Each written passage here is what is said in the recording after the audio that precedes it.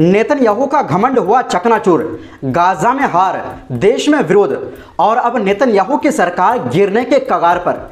साथ ही कट्टरपंथी यहूदी पार्टी ने छोड़ा साथ। इजराइल में सियासी भूकंप, वहीं लगातार मारे जा रहे यहूदी सैनिकों से बवाल। विपक्षी नेताओं ने नेतन्याहू पर लगाया सैनिकों को बेचने का आरोप। और साथ में आपको बताएंगे ट्रंप ने यूक्रेन को दिया खतरनाक हमलावर हथियार, पुतिन को दिया अल्टीमेटम 50 दिन का समय। और आखिर में आपको बताएंगे इराक में धमाकों से दहशत, कुर्दिस्तान के तेल क्षेत्र और एयरपोर्ट पर ड्रोन हमला। तो बिना समय गंवाए बात करते हैं खबरों की।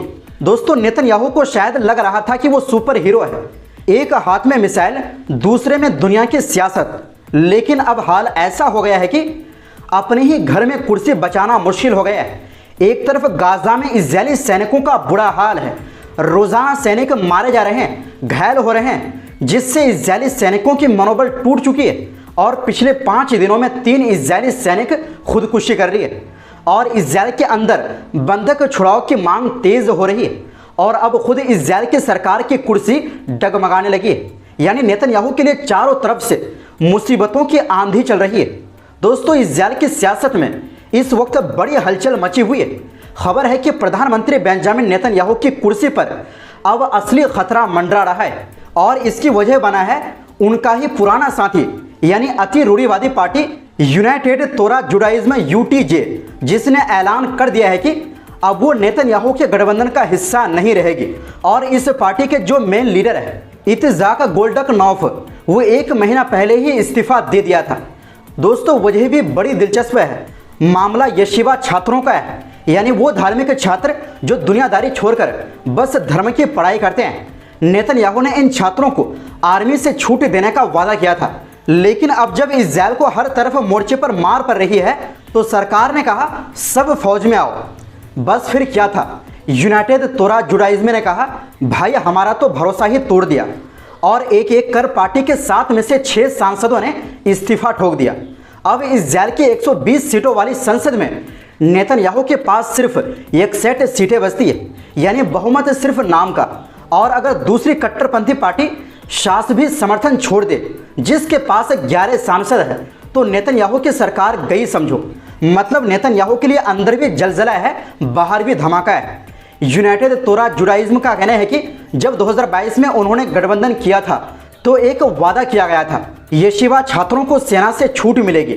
लेकिन अब बार बार वादा तोड़ा जा रहा है और हमारे छात्रों को जबरदस्ती भर्ती किया जा रहा है। अब सोचिए, एक तरफ गाजा में सैनिक फंसे हैं, नेतन्याहू के खिलाफ देश में प्रदर्शन हो रहा है, लोग बंधकों की वापसी मांग रहे हैं और दूसरी तरफ अपने ही साथी नेता उनका साथ छोड़कर भाग रहे हैं। गाजा जंग में मिली नाकामियों ने नेतन्याहू की इमेज पहले ही बिगाड़ दी थी, ऊपर से अब यह सियासी बवाल भी।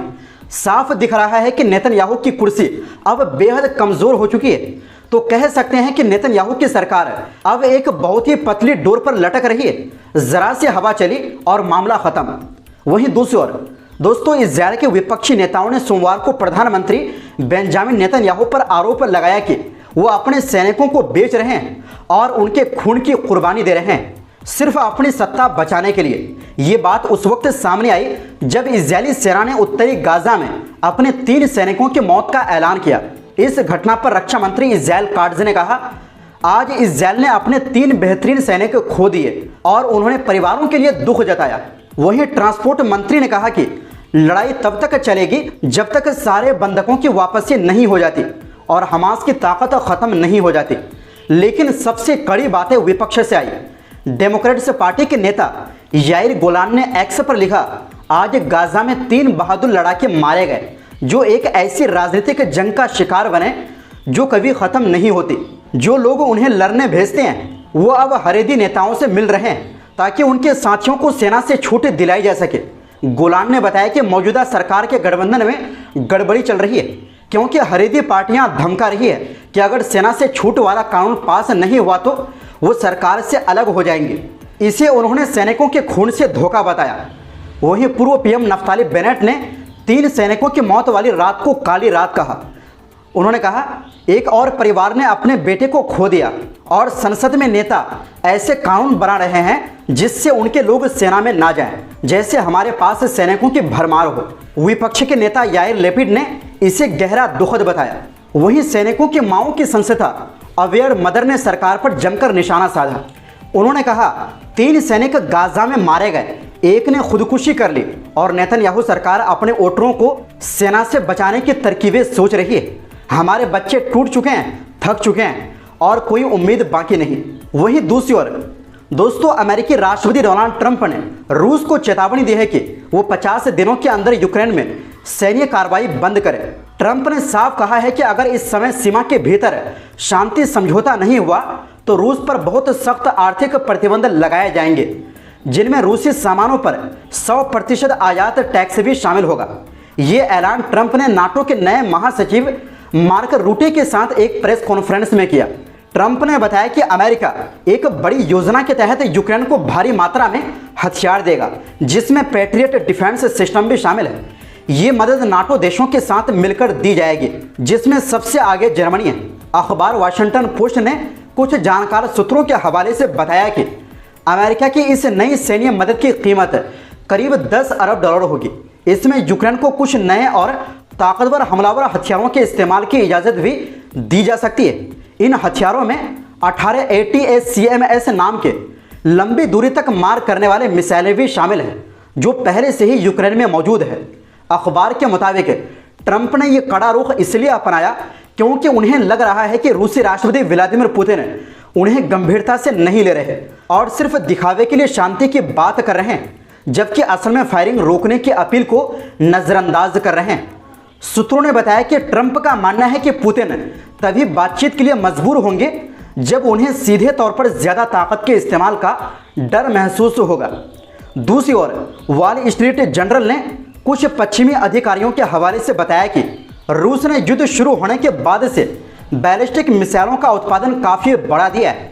इसे पश्चिमी देशों की तकनीकी बढ़त और यूक्रेन को मिलने वाले लंबी दूरी के हथियारों के जवाब में देखा जा रहा है। ये तैयारी संकेत देती है कि आने वाले समय में ये जंग और ज़्यादा खतरनाक हो सकती है और शायद दोनों ओर से हथियारों के दौर और भी तेज़ हो जाए। वहीं दूसरी ओर दोस्तों, इराक के कुर्दिस्तान से एक बड़ी खबर सामने आई है। मंगलवार सुबह रॉयटर्स की रिपोर्ट के मुताबिक इराक के सरसनक ऑयल फील्ड में जोरदार धमाका हुआ, जिसकी वजह से वहां तेल उत्पादन तुरंत रोकना पड़ा। हालांकि राहत की बात यह है कि इस हादसे में कोई जानी नुकसान नहीं हुआ है। तेल क्षेत्र में काम करने वाले इंजीनियरों ने बताया कि धमाके के बाद आग लग गई और फिर एहतियात के तौर पर पूरा प्रोडक्शन बंद कर दिया गया। फायर ब्रिगेड की टीम मौके पर पहुंची हुई है और आग को फैलने से रोकने की कोशिश जारी है। अभी तक ये साफ नहीं हुआ है कि यह धमाका कैसे हुआ और इसके पीछे कौन था।